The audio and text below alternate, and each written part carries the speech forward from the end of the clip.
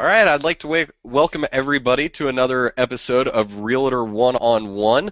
Today we're going to be going over how to hit the ground running in a new market. As always, I've got our host here, Jim Reifus, Hi. along with a great guest. And Jim, why don't you jump in and tell everybody a little bit about what we're going to be talking about and introduce them to our guest.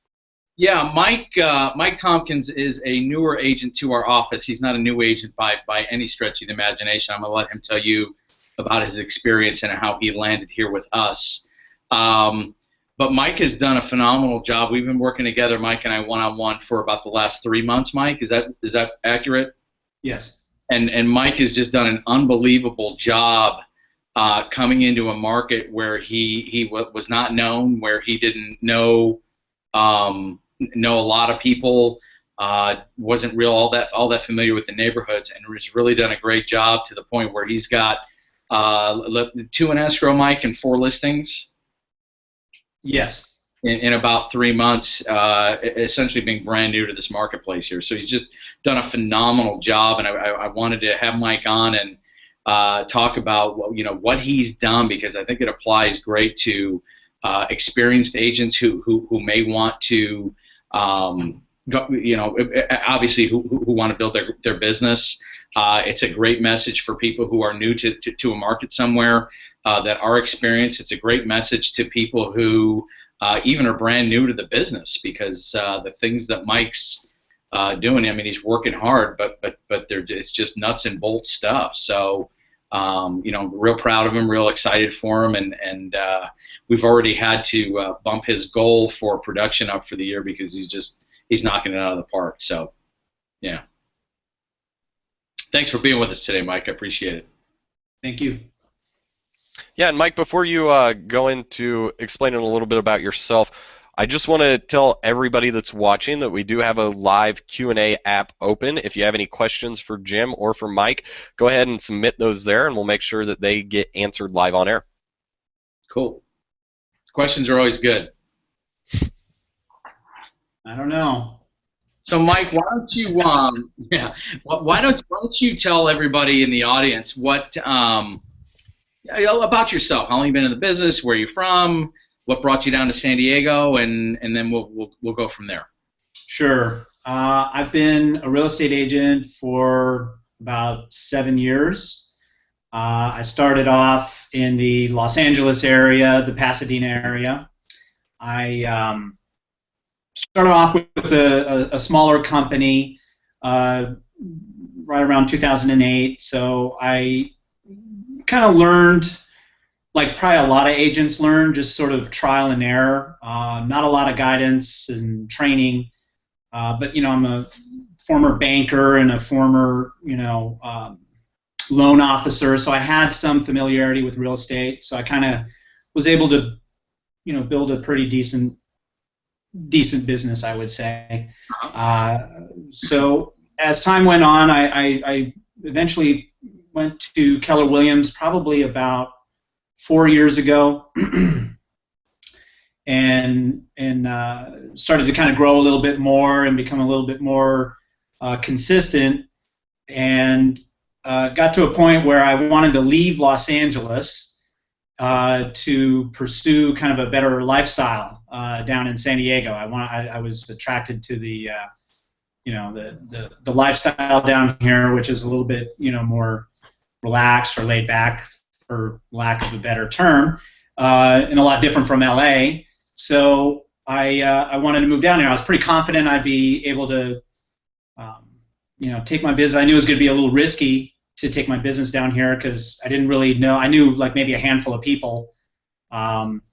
So I moved down here probably in June of last year, and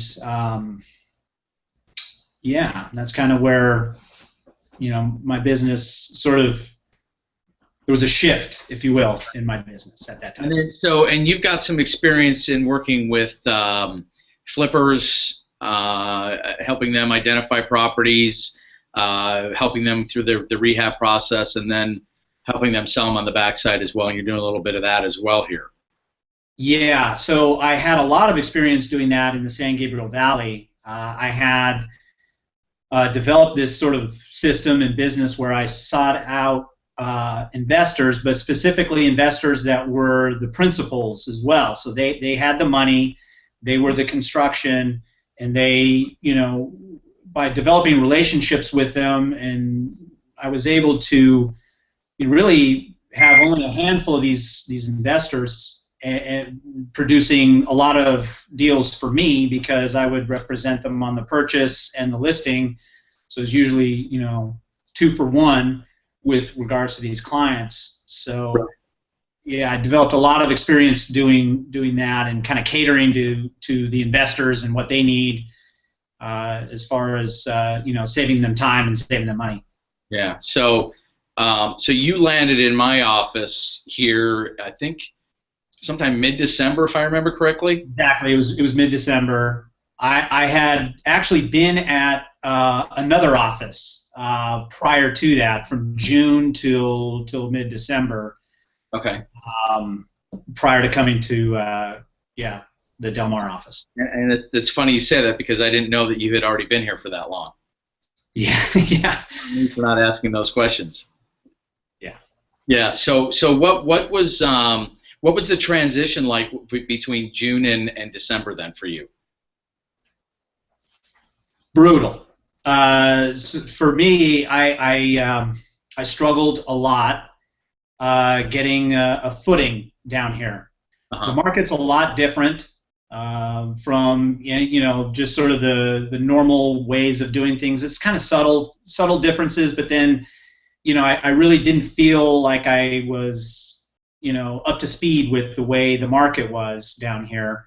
And not having a database was really problematic for me because I had no sort of real clientele to speak of.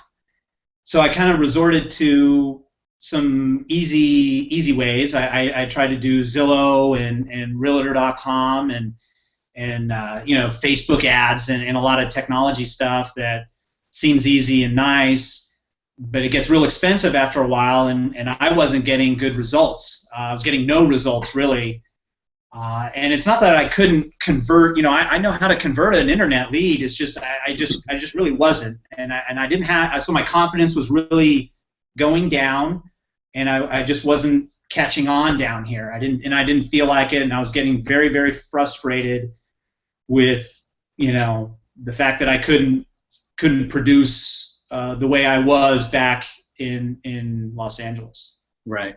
So you land in my office, and I mean, I just want to share with the audience right now.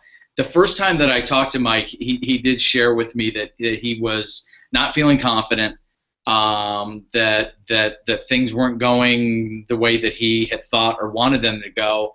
But after talking to Mike for, I don't know, 30, 45, maybe even minutes to an hour, I got to realize that this guy knows what he's doing.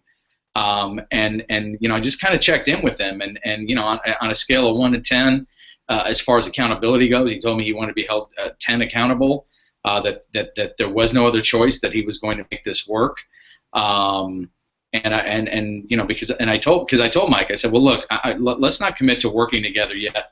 Let's just kind of keep meeting and see how that goes. And my suspicions were confirmed. And shortly after that, Mike and I entered into a coaching agreement where we meet once a week for a half hour. And I have to tell everybody that's watching right now, Mike Tompkins is absolutely killing it right now, and he does everything that we talk about, and our coaching sessions are interesting because we both, we'll just start, he'll throw out an idea he has for business, and we'll start strategizing on how we can put a system together or systems together to get him going. And I mean, we just, it's almost like two guys hanging out in the locker room or two guys hanging out at the bar without drinks, because our appointments are at 10:30 in the morning at the office. But we get really excited talking about real estate, and then the key to all this is that Mike takes what we do, he takes copious notes in our sessions, and then he goes out and he executes. He does everything that he says he's going to do. So, Mike, without I've talked already too much. Why don't you talk about what you're doing right now? Sure. So the coaching sessions have been really huge for me. It totally changed my direction and gave me a lot of sort of confidence. I also go to the team meetings and the mastermind sessions as well on every Monday. So really every Monday and every Wednesday, I'm sort of filling my brain with good information, and I time block for those times, and I don't miss them because I need to be, putting good information that I can share with my clients into my brain. Mm-hmm. So I do that, and then I sort of set these goals every week of booking appointments and building relationships. Those are really the two things I focus on. I know it sounds super simple, and but that's really what our coaching sessions have been about, is sort of keeping things simple and just going and doing really basic activities to increase the database with, by booking appointments. And so I hold open houses every week, as many days as I need to, and then I do a lot of networking, and so my goal is to book minimum 5 appointments a week, and then hopefully put 5 quality people into my database through building a relationship with them. Mm-hmm. So when Mike came down, one of the things that he shared with me was that he didn't know a lot of people in San Diego. He didn't have a database really whatsoever. I always, one of the things I always talk to the people I coach about is that the most difficult thing, I think, in our business is identifying the people that want to buy or need to buy and or sell. So as Mike and I talked, we looked at who are those people and how do they identify themselves, and they identify themselves in this way: they're buyers walking through open houses, they are expired listings, and for sale by owners. Those are 3 big groups of people who are already raising their hands saying, I want to or I need to do something real estate related. And Mike just dove right into the open houses and started booking appointments immediately. Yeah. So to me, what works with the open house is I get to be in front of someone. I get to be in front of someone that is there at an open house because there's some sort of interest or need with regards to the neighborhood and real estate in the neighborhood. So yeah. One of the things that I got from Jim that helped out was not bringing a bunch of collateral or flyers or anything. So I actually show up to the open houses with my own printout so that I have the information on the property, but I don't, and then my business card. And I do not hand out flyers. I don't, really hand out anything anymore, which is nice because it saves me money on paper and ink. So, but what it does is it facilitates people that walk in to come to me and actually approach me. Because they naturally ask, do you have a flyer? And I simply say, no, I do not. What information would you like? I'd be more than happy to help you out. So you ask a question back, get control of the conversation. Right. And really what it does is it helps me filter who this person is. If they're a looky-loo and have no interest in talking to me, I'm going to know right then and there, and then I'll let them move about the house and not really waste my time. And then somebody that asks questions back or wants information, I'm able to establish a dialogue and a rapport and begin the trust building and sort of I want to come across as a local expert, and it's easier to do when I'm giving them information about the property, which they would normally get through a flyer. Right. Yeah, and it's funny you say that because you're proving that you're the expert in the neighborhood without a bunch of stuff. Right. Right. And one of the things that I talked to Mike about was, look, that stuff that agents bring, and I'm sure it's not anybody that's on this hangout with us. That stuff that you bring really inhibits your ability to do what, Mike, while you're there? Well, communicate with them and book an appointment. I mean, that's really, again, we boil it down to the purpose of me being at that open house, which is not to help out, help pass out flyers. My purpose there is to book an appointment with someone and help a buyer out, or do a consultation with a person that owns a home in the neighborhood and is checking out, a house that's for sale in the neighborhood. Right. So without the flyers and all the information gets in the way. It really does, because it gives them the information, and then they just move on. What is the purpose of me after they have a flyer and school information and all the stuff we hand out?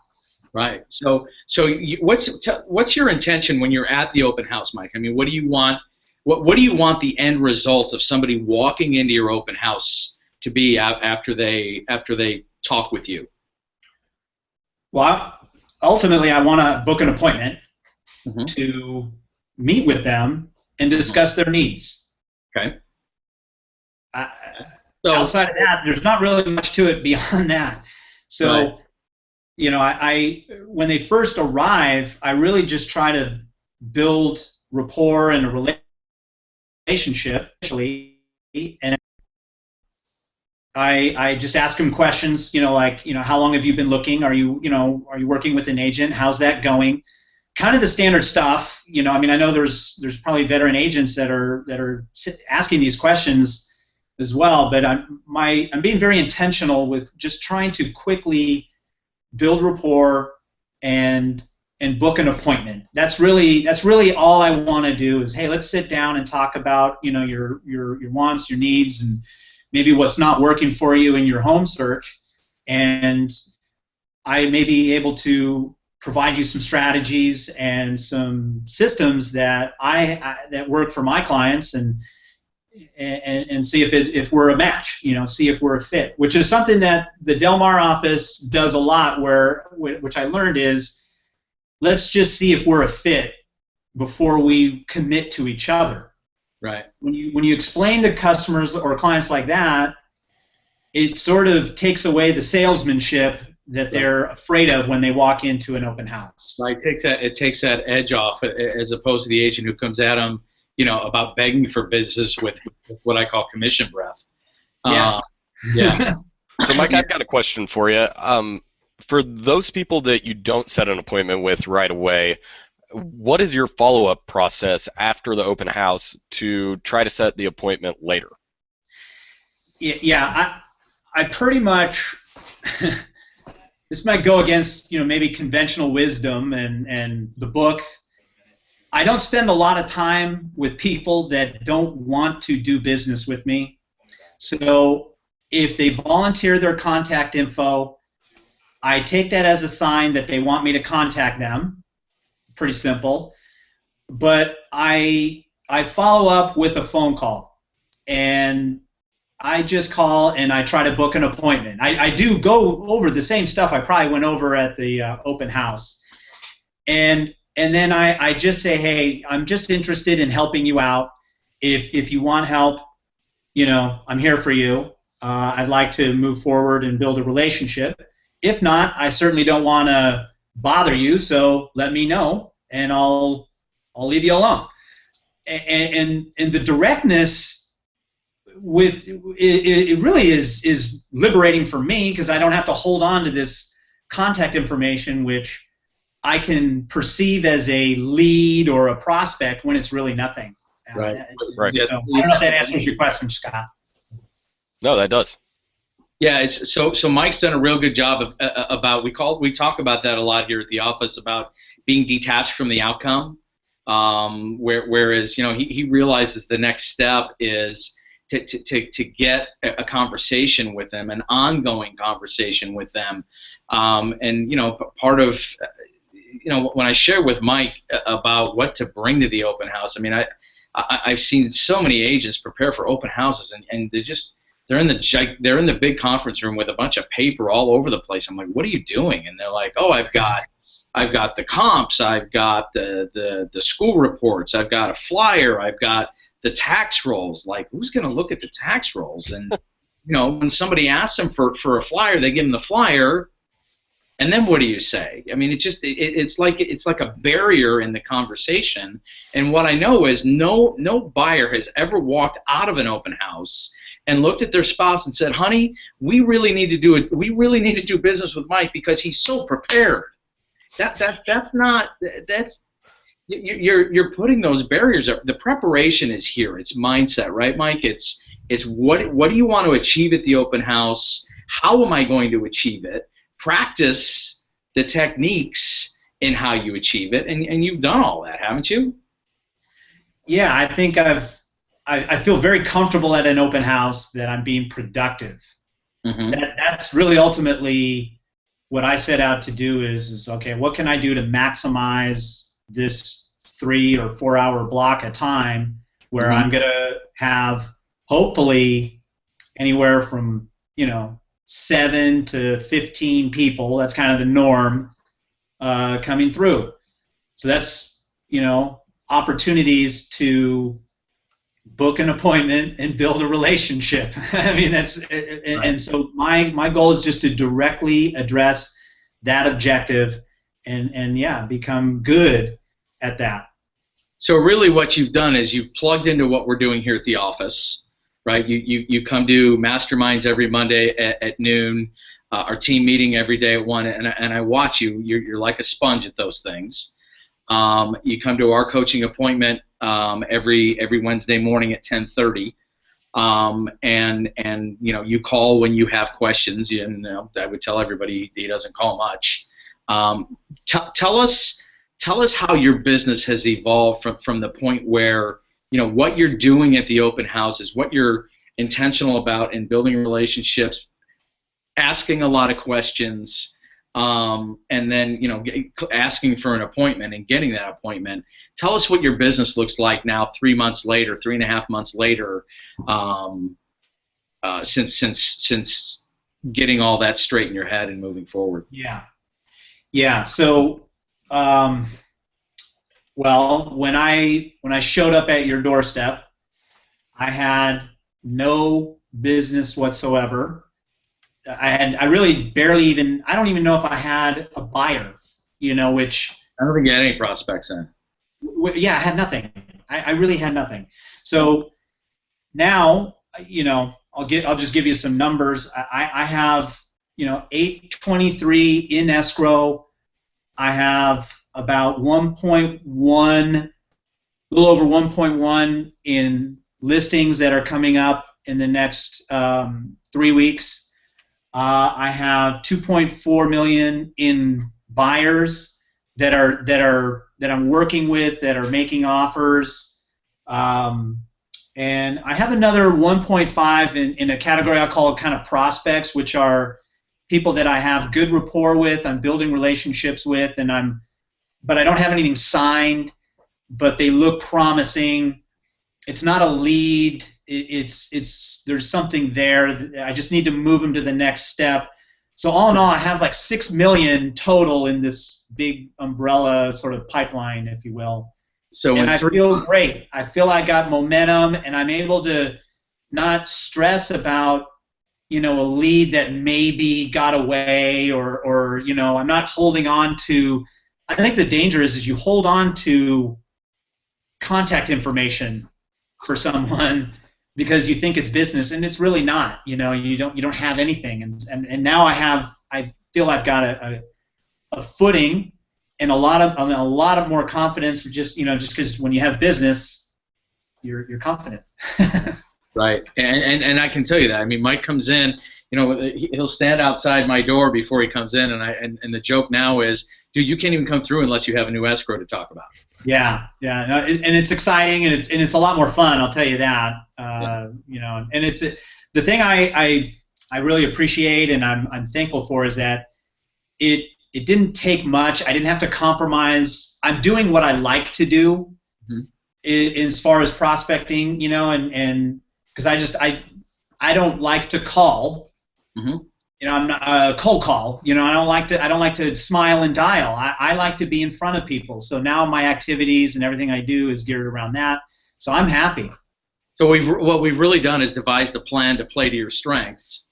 Yes. Right. And you've gotten very intentional, and you're plugged into what we're doing, both here at the office and in your business. And you're just, I think you used a great word a minute ago about talking about momentum. You and I talk a lot about that when we go over your business. The first 10 minutes every week is talking about, your current business. And, we talk about momentum a lot, and how do we, it's so hard to achieve, yet it's simple to achieve.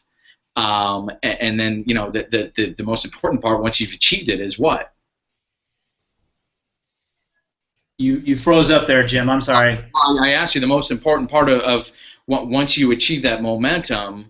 What would the most important part is what? It's keeping that momentum going. Got to keep it going, yeah, for sure. And so, with the business, the pitfall is you get, escrows open, and you're starting to do all this sort of, escrow work and paperwork and all that kind of stuff.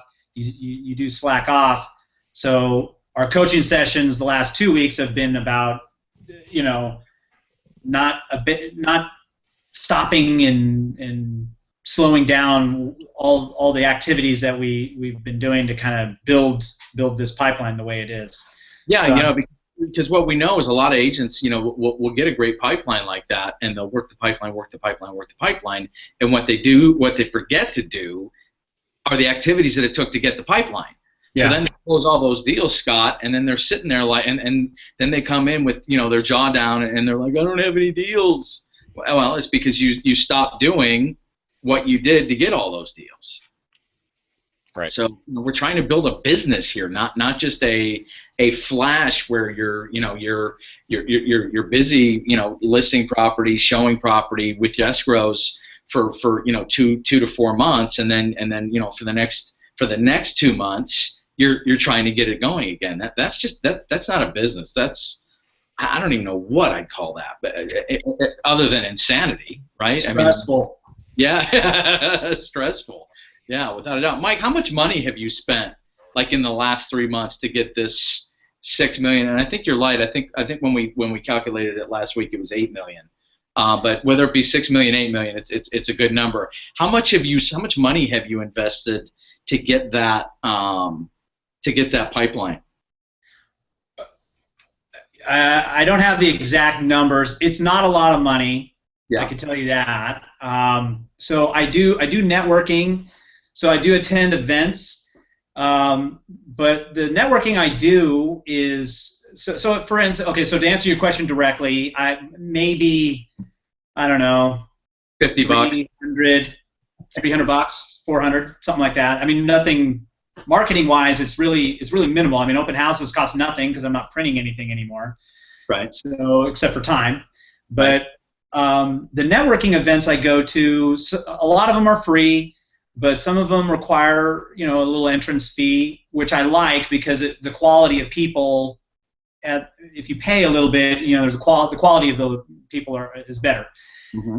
But theoretically, I don't have to do that. I just choose to. So that was the other benefit to this is I'm new to the market. I've got no business, and I did not want to spend a lot of money. So these activities definitely help me keep my costs down and lead with revenue as Gary Keller asks us to or suggests that we do. Right.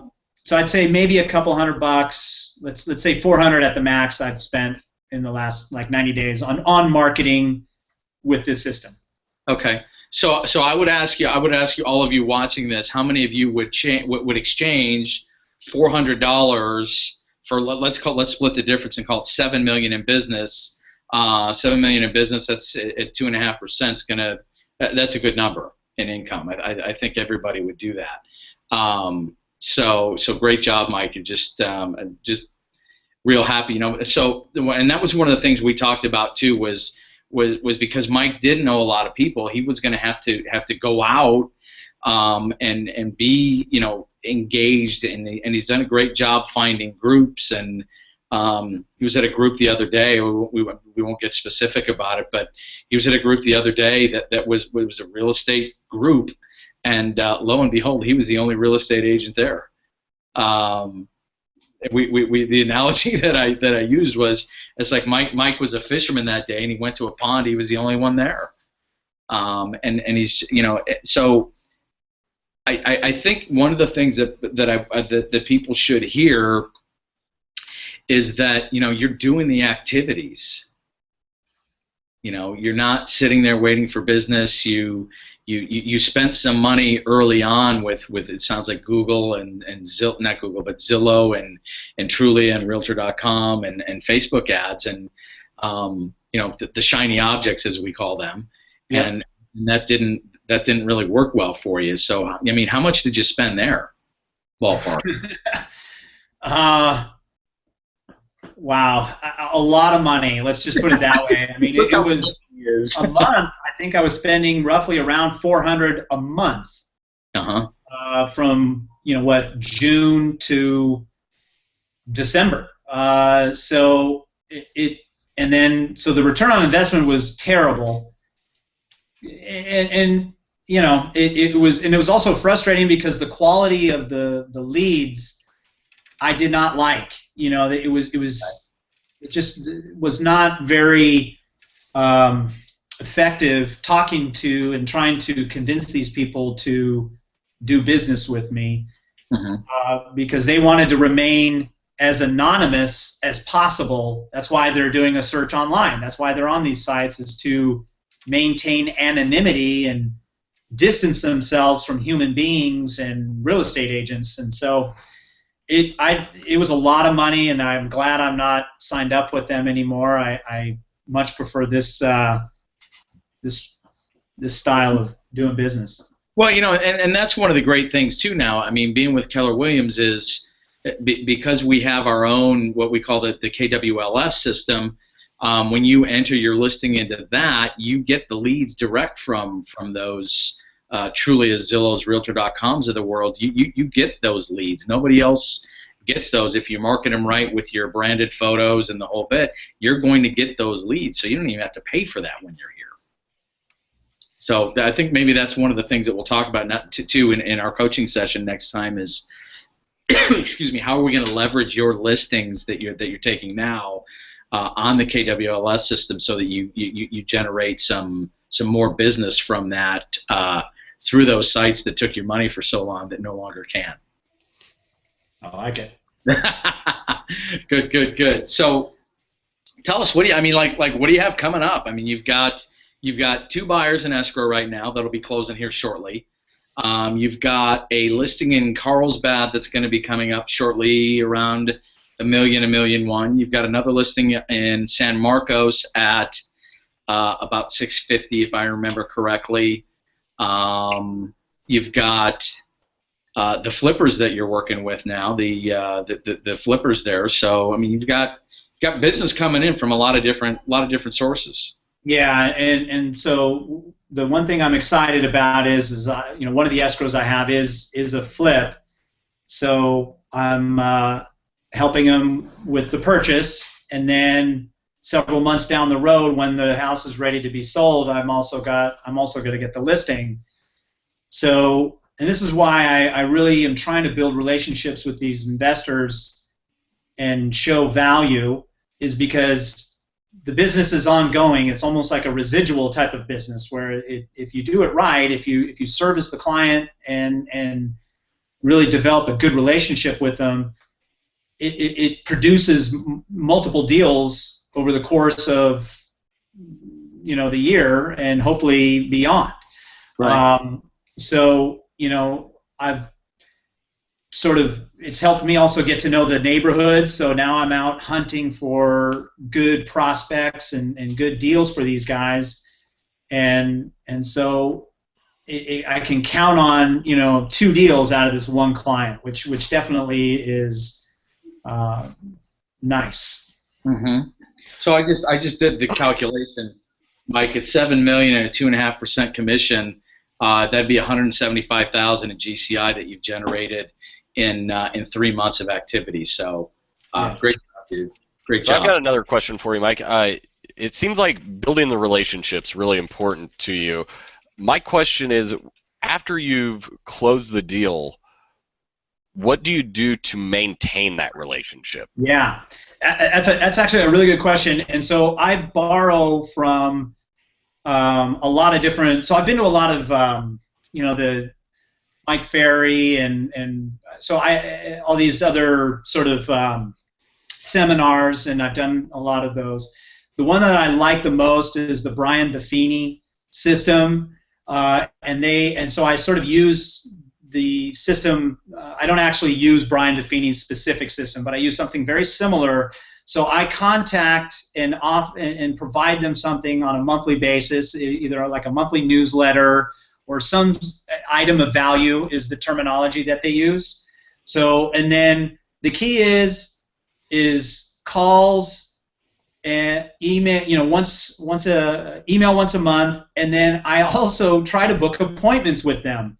So again, it goes back to booking an appointment. So just because I sold them a house 6 months ago doesn't mean that they're now gone from my world or my business. They're now a referral source for me. So now they go from an actual client who bought a house or sold a house to a referral source, and so I try to contact them on a regular basis. I put them into, just a system of follow-up that helps me stay in contact with them and maintain the relationship. So one of the things I say when I sell a house to someone is, I come with the house. This is a long-term relationship. It's a big commitment when you work with me, because I'm not going to just disappear out of nowhere. And then so the value I try to provide too is, so I operate what's called a business directory, and so I try to share with them the standard stuff like termite guys and handymen and stuff like that. But I also expand it to businesses that might help their business. So, for instance, like web designers or bankers, financial planners. I really try to add value beyond being a real estate agent and saying, hey, if you need somebody to help you with your business, let me know. I know people in the neighborhood. I can share some contacts with you that might benefit you in what you're doing. Anything I can do to stay kind of top of mind or connected with them, those are the things that I try to do to maintain the relationship after and even before. It actually doesn't change. So I offer that before they even buy a house or sell a house. That's how I try to build the relationship with them, and say, hey, we've got a business relationship, in lots of different forms. Hopefully when you have a real estate need, I'd like to be your real estate agent. If it's a referral from a friend or family, or if it's you, I'd like to be that guy. And that's how I do it. Right. And Mike's onto some great things too, Scott. With he's got this listing coming up in San Marcos that is really a special house in a particular neighborhood where they've gutted all the original kitchen, bathrooms, everything, and I mean they've just put some really amazing imported materials into this house, and Mike is doing a great job with marketing that. I mean, we haven't even hit the market yet with it, but he's already got his marketing in place with like first class photography that really shows off the details. He's gone out and hired a copywriter to talk about each individual room and the feature and to highlight the features, and he's just starting to do that, and the beauty of it is that he's doing that for really little expense, and he's going to be able to leverage, and we talked about this, he's going to be able to leverage what he's doing on this particular piece of property into his other appointments with, whether it be listing or buyers, but especially on his listing appointments, that he'll be able to leverage this into, this is what I do. This is the quality of service that I provide. These are the vendors that I work with, and this is what it takes to get your home sold quickly and for top dollar. So he's doing a great job with that too. Good. Yeah. So, and what, I mean, I'm not going to get into a lot of detail here, but, one of the things that Mike and I talked about, I think it was either the first time he came, maybe it was the first time he came, and maybe the second. He's got some distractions in going on right now too, and I want to make sure that in this forum, at least, Mike, I tell you that I'm amazed at what you've done in a short time. With some of the stuff that you've got going on outside of the business, and I hope that you take the time to take stock in that, because as proud of you as I am, you better make sure that you're patting yourself on the back along the way here too, because it's amazing. So, well, I can say because of without the coaching, and it is, as a veteran agent, it was really hard for me actually to come and do coaching, because I felt like I was admitting not defeat, but that I didn't know what to do, and it didn't seem right. But I got to be honest, the coaching has been what has been able to keep me focused on what is important in my business, and then the distractions outside of my business, I could deal with a lot easier, knowing I was on a really good path with a good system to generating business. So it's funny because I remember you sitting in that chair here in my office, and we went over the coaching program and all of that, and you just looked at me and you just matter-of-factly shook your head and said, okay, I need it. I'm in. Let's go. Yeah, I recognize I had a problem. The first step to recovery, admit you have a problem. The problem is not alcoholism. Let's just be clear. No, I don't have that problem. Right. I don't have that problem. Right.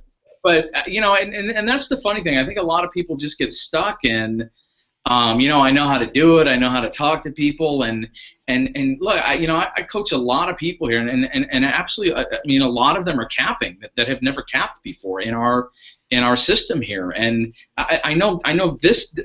Everybody that walks through that door needs these two things. They need a schedule that they'll follow, and that was the first thing we worked on, Mike, right? Yeah. And they need accountability. Those two things, and for those of you going, oh, I don't need accountability, I can do that myself. No, you can't. I mean, I'm talking about some of the people that are at the tops of our business, walk through that door every day, and they need those same two things: a schedule that they'll follow and accountability to that schedule. So, I mean, some of the people, and you and I haven't done this yet because you're killing it. Some of the people that I work with, they'll send me an email when they start prospecting.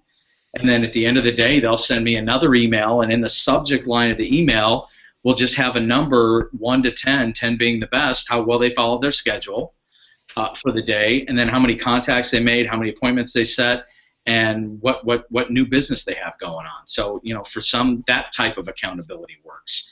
Others, have written checks to KW Cares, one of our philanthropic endeavors here at Keller Williams, and I have those checks in my drawer so that if they don't do what they say they're going to do, that check's going over to KW Cares. So, it varies from person to person. We need to find out what the pain is, and Mike, you've just done a great job following your schedule and producing results that we don't even have to do that yet. And I'm hoping. So, Mike, since you started coaching, what's been the change that you've made that's had the most impact on your business? That's a great question. I want to hear this. The change that I've made? Okay. I would say I have cleared out all of the bad habits and the things I was doing that were not entirely productive. And I was basically, what I did is the coaching helped me focus on my objectives. And I don't mean to go back to what we've already talked to, but it really is as simple as, okay, your objective is to book an appointment. Here's how you're going to do that. Here's your path to that. Anything not on the path shouldn't be done. It's not the way you want to do it. So if you're doing these activities that are not clearly putting you in a position to book an appointment, that activity needs to go. And so the miscellaneous activities, which are things like developing a website on your own, getting caught up in a lot of it is the technology. I'll tell you what I cut out. I cut out a lot of the technology, believe it or not, which seems kind of counterintuitive to where real estate is going or what you hear, but the way I've approached it is okay. You can spend a lot of time on developing fancy Facebook ads and fancy websites that look cool, but unless they're really producing, you need to cut them out. I mean, some people can do it, and some people generate good leads and can do it. I was not one of them, and I recognized that, and I said, okay, I'm out. I'm going to the direction that I'm comfortable with, and which is face-to-face, book appointments, build relationships, and it helped out tremendously. Yeah. Through the coaching, I was able to discover that. Great. Well, and that's, one thing I know, no, Trillian, Zillow, Realtor.com, Facebook, they can't book an appointment for you. That doesn't happen.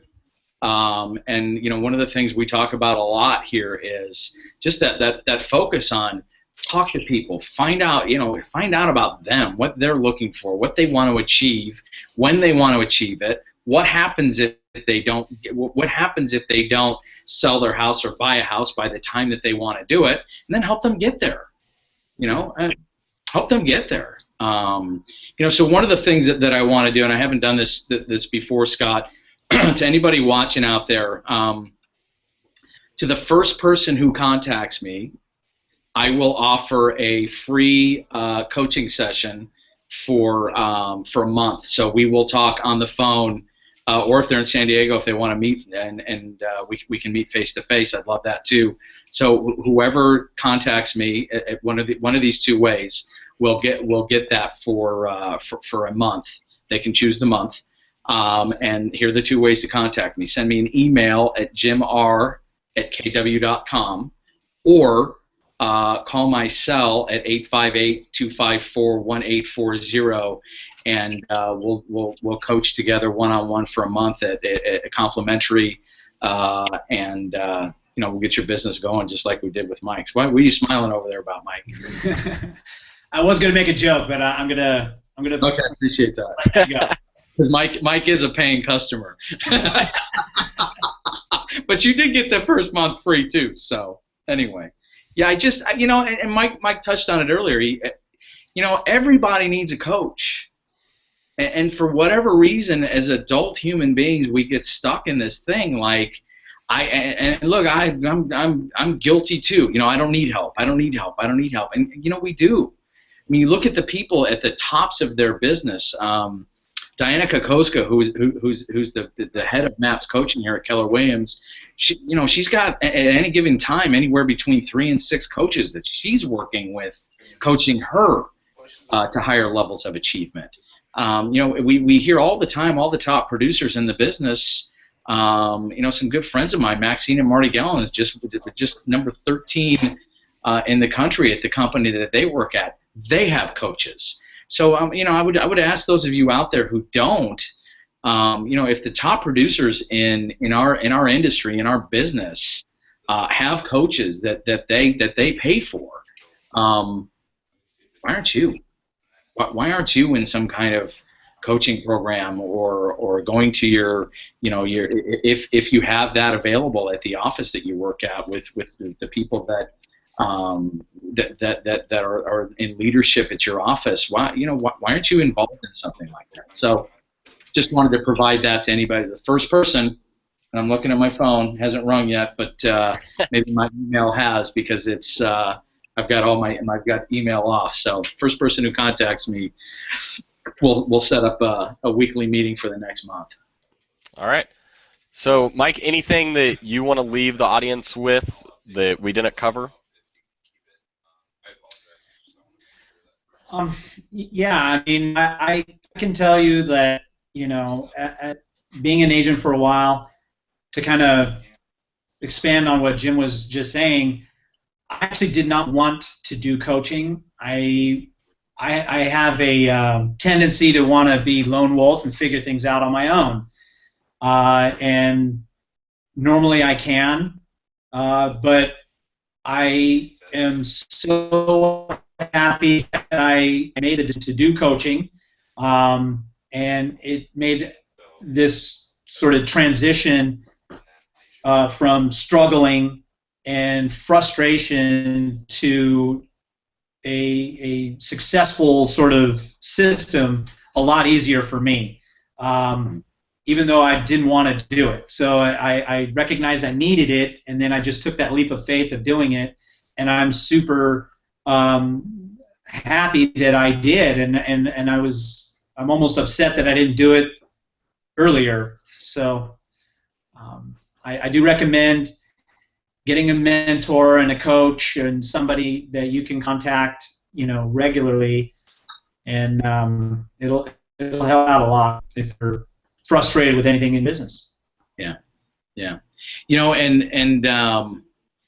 it's always that first step is always the hardest one to take, and it may even be difficult to find, the right person to coach with. I know, one of the things that I really enjoy working with Mike is that we have a good time in here. We laugh, and we get real excited and passionate about developing systems and ideas on how to help him grow his business. And then, when he walks through the door and he says, "Oh, got another listing," or "I got another escrow," I mean, it's just, we high five and laugh and just talk about, and then we get into momentum and check in on his business, and then we talk about how we're going to keep that momentum growing and developing and perfecting those systems that we've gotten to at this point, that have gotten Mike to $7 million and about $170,000 in GCI in 3 months, and just how do we keep those going? That's always what we talk about, is how do we continue this? How do we keep this momentum going? So great job, Mike. I'm proud of you, dude. Yeah. Thanks for joining us, Mike. Jim, is there anything else that you want to say before we end this one off? No, just find a lifeline, find a life preserver, find somebody who, and it doesn't have to be somebody who's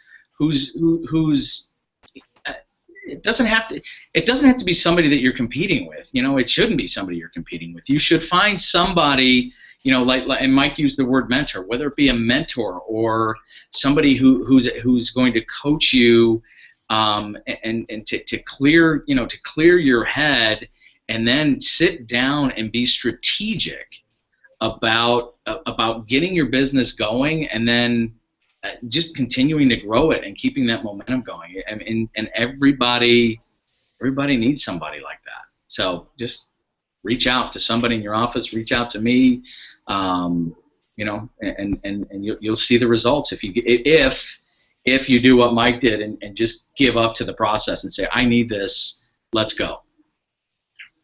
Because that's what he's done. Great. All right, well, guys.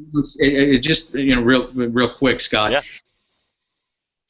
It's not me. I mean, I've just given Mike the structure and the ideas to be successful. He's the one that's done the work. He's the one that's committed to the process. He's the one that's that's really bared his soul and gone out and done what he needs to do to get there. So, and as long as people are willing to do that, they can do what Mike's done too. Great. Yeah. All right. Well, guys, thanks so much for joining us, and everybody that watched, thank you for tuning in, and everyone that watches the replay, we really appreciate it. Hope everyone learned something from this today. Join us next month for another episode of Realtor One-on-One. That's on April 22nd at the same time, and we look forward to seeing you there. Great. Thanks. Thank you.